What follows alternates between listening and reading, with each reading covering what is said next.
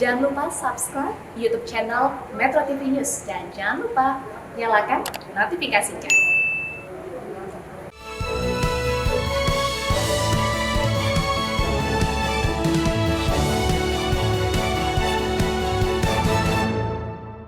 Dipersembahkan oleh Pemirsa, apakah Anda termasuk yang harus menyeruput secangkir kopi untuk bisa menambah motivasi ataupun juga keceriaan hari Anda? Saya termasuk salah satu di antaranya.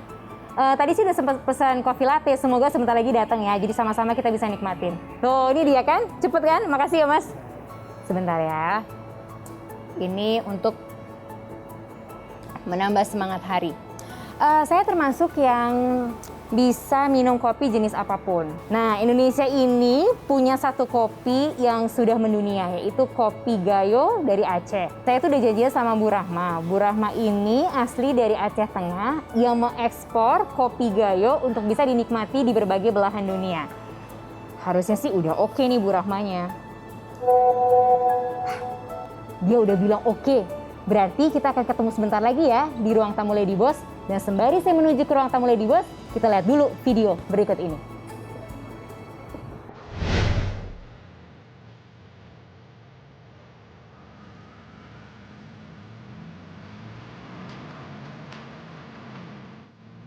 Saat ini, tren konsumsi hingga bisnis kopi banyak diminati oleh masyarakat Indonesia. Lihat saja dari banyaknya kedai, hingga penjualan berbagai macam jenis kopi dari berbagai daerah. Salah satunya kopi Gayo. Perkebunan kopi Gayo rata-rata dapat kita temukan pada ketinggian 1000 hingga 1200 mdpl, yaitu di sekitar kota Tagengon, Aceh Tengah. Perkebunan ini biasanya dikelola oleh masyarakat sekitar, seperti yang dilakukan oleh Rahmah. Berawal dari skala rumahan, kini Rahmah berhasil menjadi pengusaha eksportir kopi Gayo ke berbagai belahan dunia. Mulai dari benua Asia hingga Amerika. Tak hanya menjadi peluang bisnis melalui koperasi Ketiara, Rahmah berhasil mengangkat potensi hingga 1.500 petani. Termasuk 70% diantaranya adalah petani perempuan. Berkat Rahmah, kini para petani dapat mendapatkan pekerjaan dan penghasilan yang lebih baik.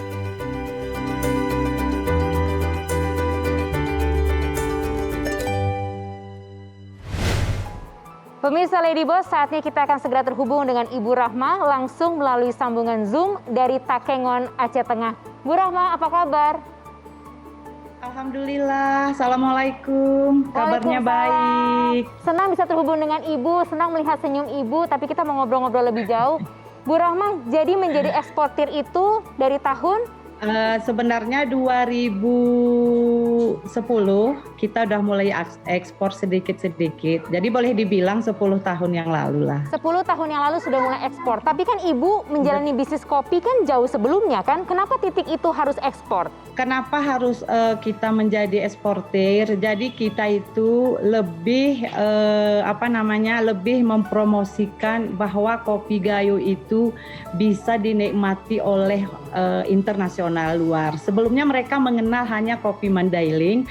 Dengan ekspornya kita putra daerah, kopi kita lebih dikenal di luar negeri.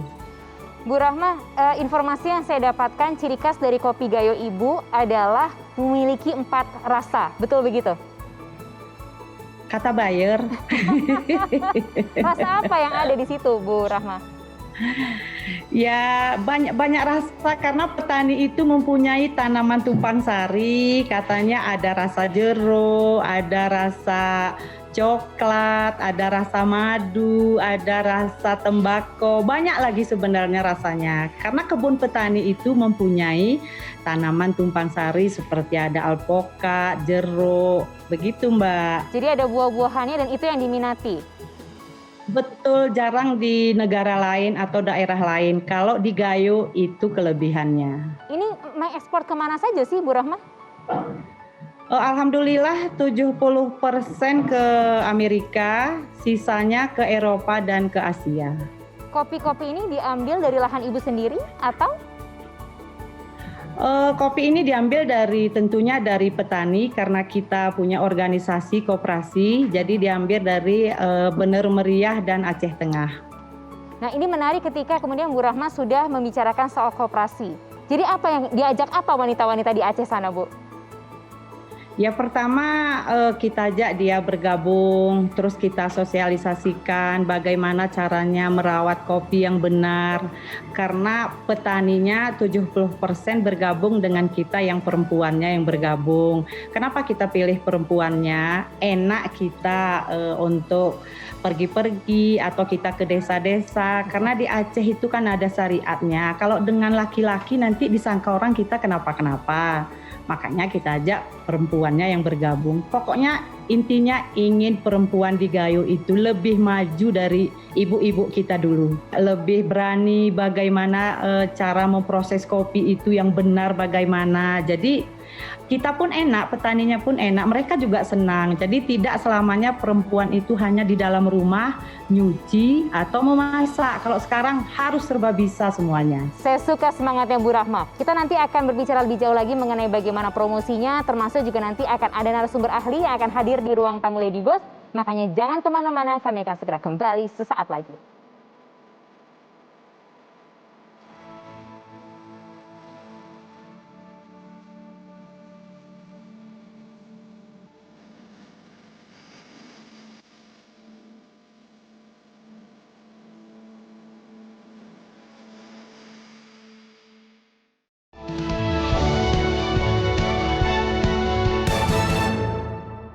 Dipersembahkan oleh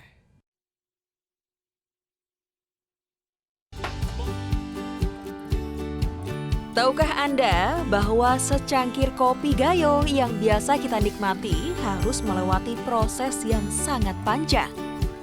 Pertama, petani akan memetik buah kopi Gayo yang sudah panen atau yang berwarna merah.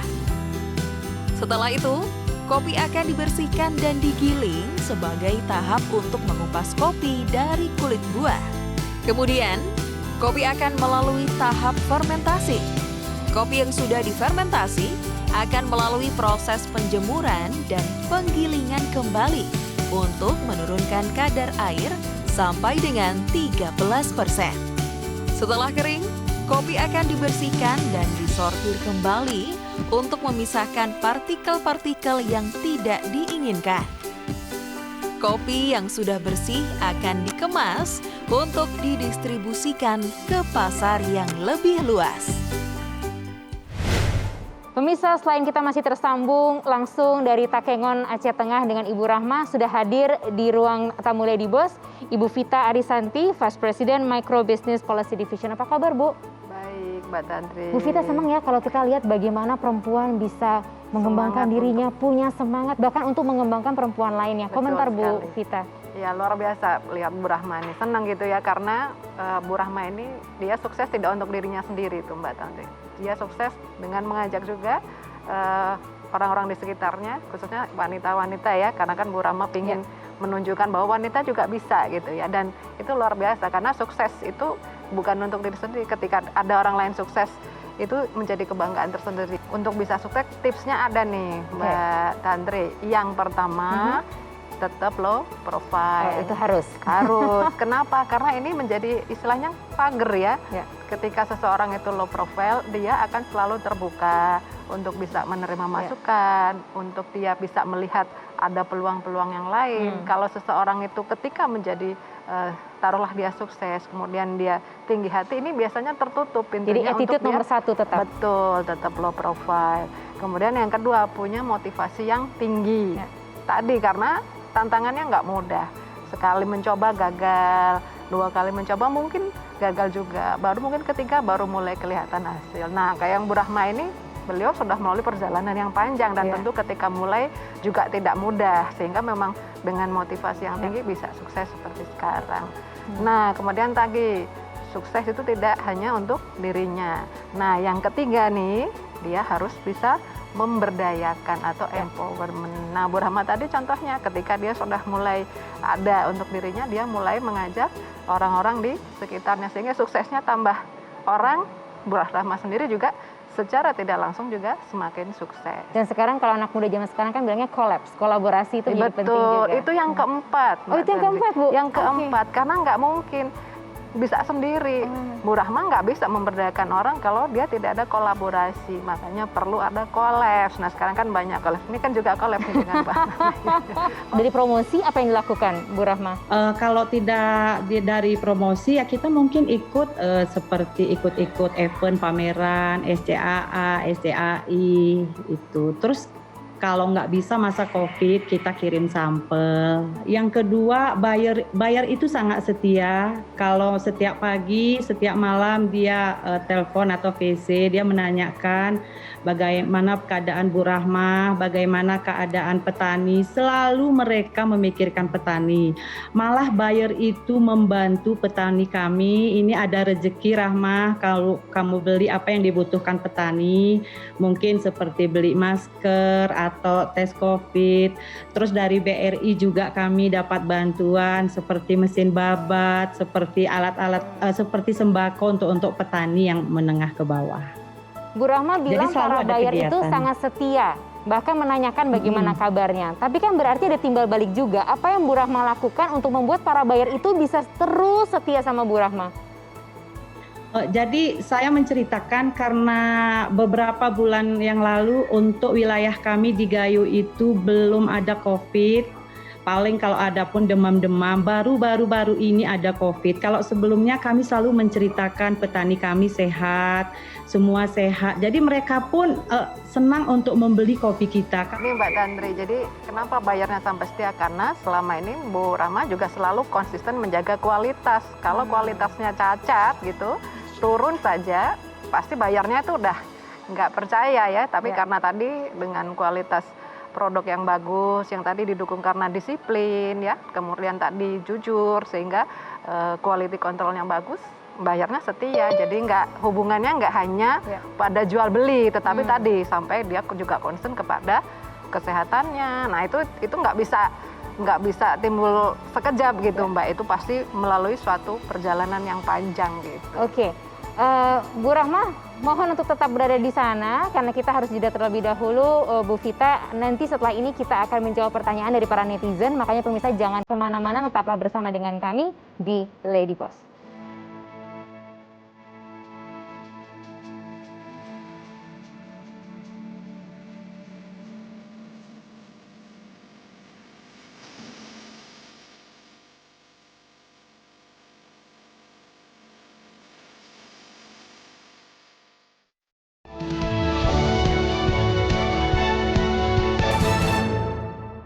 Dipersembahkan oleh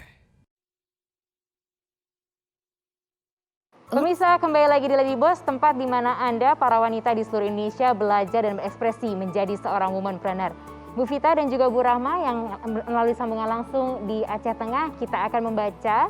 Ini adalah pertanyaan-pertanyaan dari para netizen dan langsung akan dijawab. Ini emailnya, Raifa di Bandung. Apakah ada tips bagi kita seorang wanita yang ingin mulai usaha, tapi tidak melupakan kewajiban menjadi seorang ibu? Bu Vita? Baik, nah ini tantangan buat yang tadi kata Mbak Tantri, jadi womanpreneur ya, karena sebagai wanita, apalagi sudah berumah tangga, pasti ada kewajiban di rumah yang tidak boleh ditinggalkan.